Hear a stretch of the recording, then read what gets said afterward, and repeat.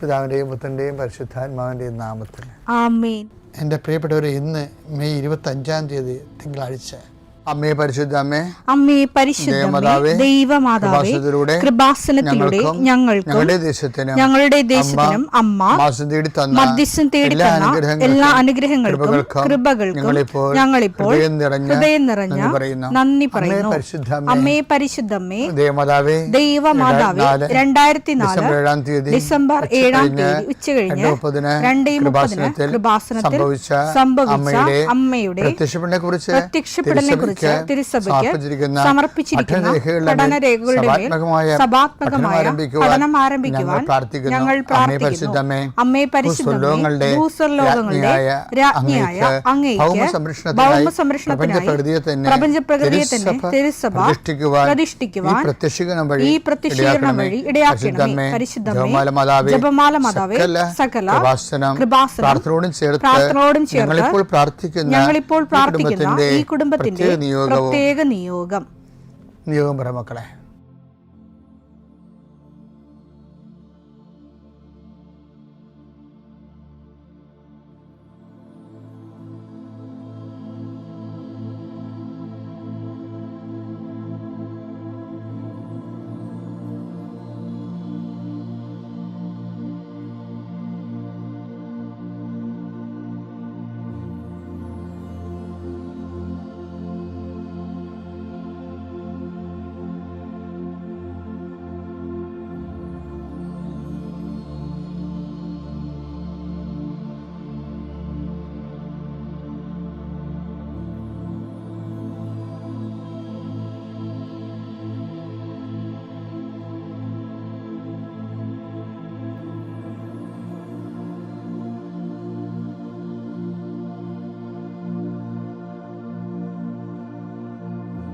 അമ്മയുടെ പ്രത്യക്ഷീകരണത്തിന്റെ ഈ അനുഗ്രഹവേളയിൽ ഞങ്ങൾക്ക് സാധിച്ചു തരുവാൻ കനിയണമേ.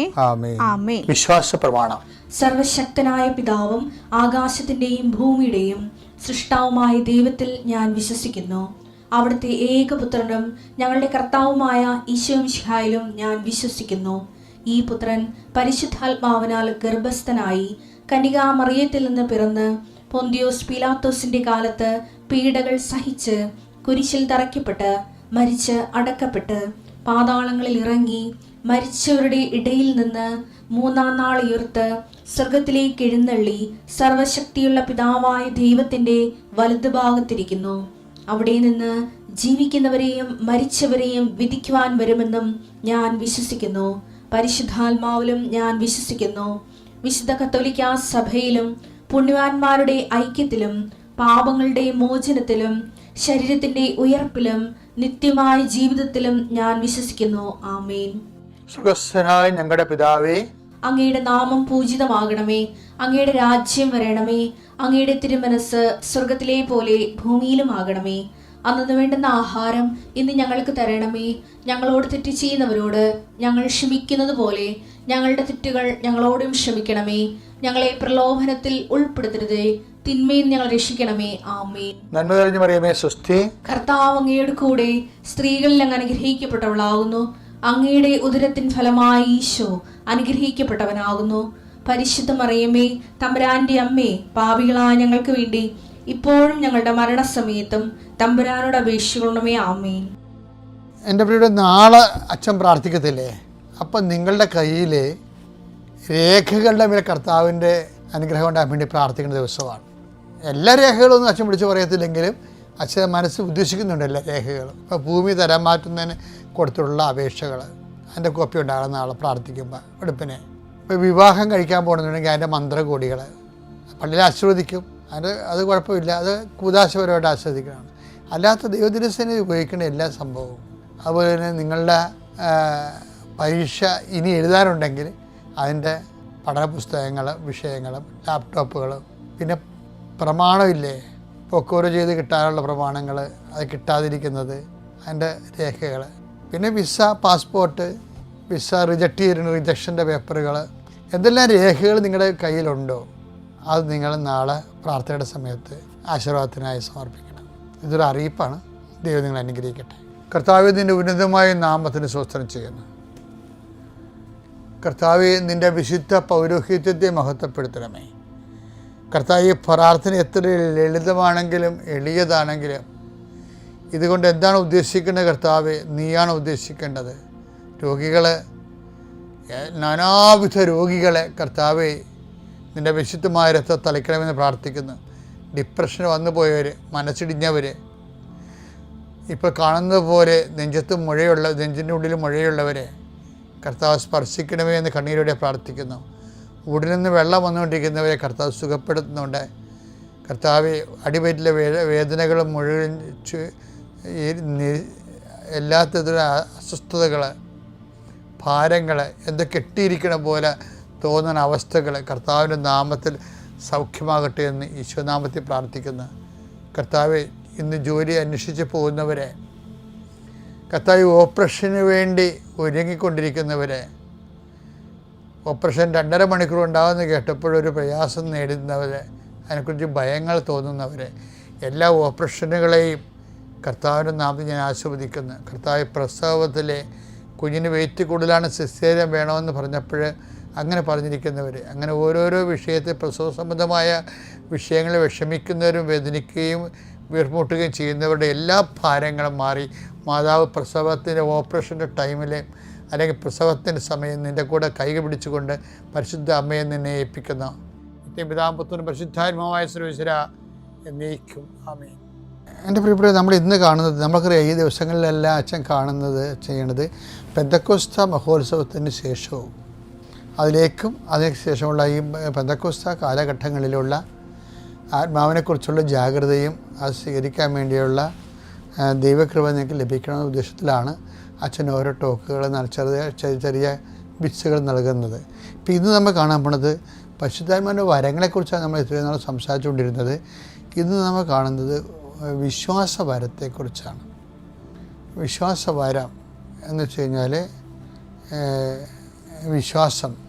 നമുക്ക് വിശ്വാസത്തിന് പല തലങ്ങളുണ്ട്. ഒരറിവിൽ നിന്നുണ്ടാകുന്ന വിശ്വാസമുണ്ട്. ഇപ്പോൾ നമുക്ക് അമേരിക്കയെക്കുറിച്ചൊക്കെ പറയുമ്പോൾ അമേരിക്ക നമ്മൾ കണ്ടിട്ടില്ലെങ്കിലും നമ്മൾ ഉണ്ട്, അപ്പോൾ നമുക്കൊരു വിശ്വാസമുണ്ട് അല്ലേ. പിന്നെ സ്നേഹം വിശ്വസിക്കുന്നു. ഇപ്പോൾ സ്നേഹമെല്ലാം വിശ്വസിക്കുമെന്ന് പൗലോസ് പറഞ്ഞില്ലേ. അപ്പോൾ നമ്മളോട് പറഞ്ഞു തന്നിട്ട് നമുക്ക് കാണാൻ അറിവില്ലെങ്കിലും ചില കാര്യം നമുക്ക് വിശ്വസിക്കാൻ ജീവിക്കാൻ പറ്റത്തില്ല. ചിലർ ചതിക്കും, പക്ഷേ പകുതി മുക്കാലും നമ്മുടെ അമ്മയൊക്കെ പറയണത് എല്ലാം കറക്റ്റായിരിക്കും, നമ്മളോടുള്ള സ്നേഹത്തിലായിരിക്കും അത് പറയണത്. അപ്പോൾ സ്നേഹിതന്മാർ പറയുന്നതെല്ലാം പകുതി മുക്കാലും കറക്റ്റായിരിക്കും.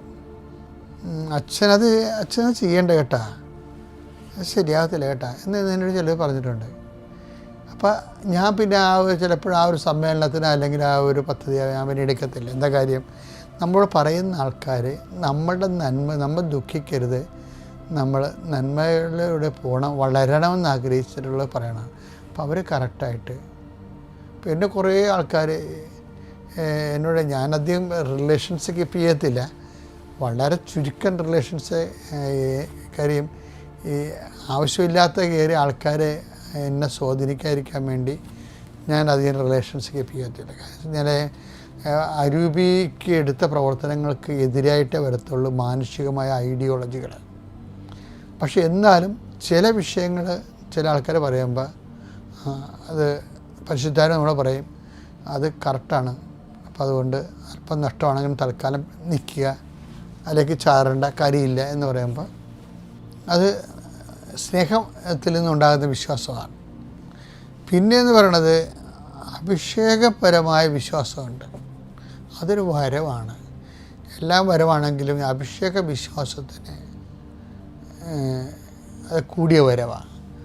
അഭിഷേക വിശ്വാസം കാണപ്പെടാത്തതുകൊണ്ട് പ്രത്യാശകൾ ലഭിക്കും എന്നുള്ള ഉറപ്പ് മാത്രമല്ല, അഭിഷേക വിശ്വാസം എന്ന് പറയുമ്പോൾ നമുക്ക് ആന്തരിക ബോധ്യം, ആരും നമ്മൾക്ക് സപ്പോർട്ടീവല്ല, ആ വിഷയത്തിൽ സപ്പോർട്ട് ചെയ്യുന്നില്ലെങ്കിലും നമുക്ക് ആന്തരിക ബോധ്യം കൂടുതലായിരിക്കും. ഇപ്പം ഞങ്ങളൊക്കെ മിഷൻ ചെയ്യണത് അങ്ങനെയാണ്. ഇപ്പോൾ ഈ ഉടമ്പടിയൊക്കെ ചെയ്യില്ലേ, ഉടമ്പടിയിൽ എടുത്തപ്പോൾ തന്നെ കൃപാസനത്തിൽ പല എക്സിഡ്യൂങ്ങളും പറഞ്ഞു, അയ്യോ ഇതൊന്നും ആൾക്കാർ ചെയ്യത്തില്ല, ആൾക്കാരതൊന്നും ചെയ്യത്തില്ല. പിന്നെ പത്രം, പ്രേക്ഷിത പ്രവർത്തനത്തിൽ മാതാവിനോട് പറഞ്ഞത് പത്രത്തിലൂടെ നീ സാക്ഷ്യങ്ങൾ കൊടുക്കണമെന്ന് പറയും. അപ്പോൾ സാക്ഷ്യം പത്രത്തിലൂടെ പോകുന്നതിന് ഭയങ്കര എതിർപ്പുണ്ടായിരുന്നു. കുറേ ആക്ഷേപങ്ങൾ വാങ്ങിച്ച് സഭയുടെ അകത്തുനിന്നും പുറത്തുനിന്നും നമ്മൾക്ക് കുറേ ഇത് ഞാൻ അനങ്ങാതെ അത് നിന്ന് എന്താ കാര്യം, എനിക്ക് വിശ്വാസാഭിഷേകത്തെക്കുറിച്ച് കിട്ടിയതാണ്. അതുപോലെയാണ് ഓരോ കാര്യങ്ങൾ. ചിലർ ഇപ്പം നമ്മൾ കൃപാസനത്തിൽ വരുമ്പോൾ ഒരു 10-12 പത്രം എടുക്കണേ, 10-18 എടുക്കണ്ടേ. അപ്പോൾ പണ്ട് ഒരു പത്രം പോലും ആൾക്കാർ എടുക്കത്തില്ലായിരുന്നു. അപ്പോൾ കൃപാസനത്തിലുള്ള ആൾക്കാർ പറയുമായിരുന്നു, എക്സിക്യൂട്ടീവ് പറയുന്നു, അയ്യോ ആൾക്കാർ പത്രമൊന്നും എടുക്കത്തില്ല, ഇത്തരം പത്രമൊന്നും വെക്കരുതെന്ന് പറഞ്ഞു. അപ്പോൾ അമ്മ എന്നോട് പറഞ്ഞിട്ട് ഇത് മുന്നോട്ട് പോകണം, ഇത് ഇനി ചെയ്യാൻ പോകുന്ന ഉടമ്പടിയുടെ എല്ലാം അമ്മ ചെയ്യാൻ പോണ പത്രത്തിലൂടെയാണെന്ന് പറഞ്ഞായിരുന്നു. അതുകൊണ്ട് പത്രത്തിന് ഭയങ്കര എതിർപ്പ് പറക്കുന്നുണ്ടെങ്കിലും ഇന്നിപ്പോൾ ബിഷപ്പിൻ്റെ സാക്ഷ്യം നിങ്ങൾ കഴിഞ്ഞ ആഴ്ച കേട്ടില്ലേ, ഒരാൾ 10 പത്രം മേടിക്കാൻ പറയുമ്പോൾ 150 പത്രമാണ് മേടിക്കണത്. എന്നിട്ട് അവർ തന്നെ ഇവിടുന്ന് നടന്ന് കോതമംഗലം വരെ പോയി ഇത് കൊടുക്കുകയാണ്. ആ ദൈവിക പദ്ധതിയാണ്. കർത്താവിനെ അറിയിക്കുക, അറിഞ്ഞവരെ ആഴപ്പെടുത്തുക.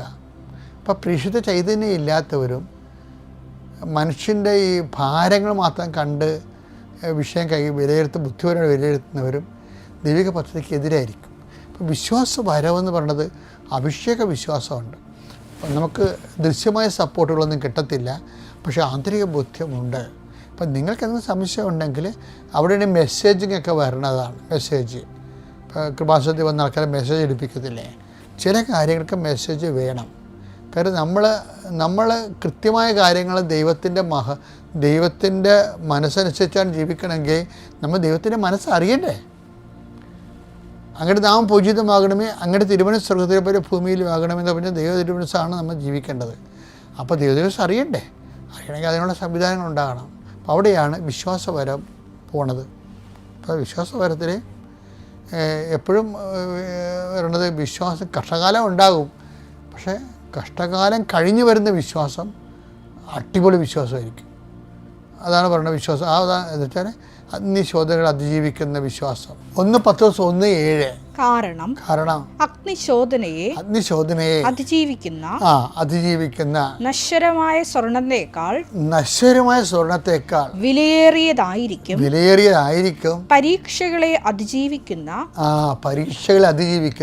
നിങ്ങളുടെ വിശ്വാസം. അപ്പോൾ ഒരു പരീക്ഷകൾ ഉണ്ടാകുമ്പോൾ അതിനെ വിശ്വാസം കൊണ്ട് അതിജീവിച്ചാൽ പിന്നെ സ്വർണത്തേക്കാൾ ഊതിക്കാച്ച വിലയുള്ള അമൂല്യമായ വിശ്വാസത്തിൻ്റെ ആസ്തി നമ്മുടെ കയ്യിൽ ഉണ്ടാകണം. അപ്പം വിശ്വാസം ഉണ്ടാകുമ്പോൾ പതറേണ്ട കാര്യമില്ല, അതിനെ വിശ്വാസം കൊണ്ട് അതിജീവിച്ചാൽ മതി. പ്രൈസ്.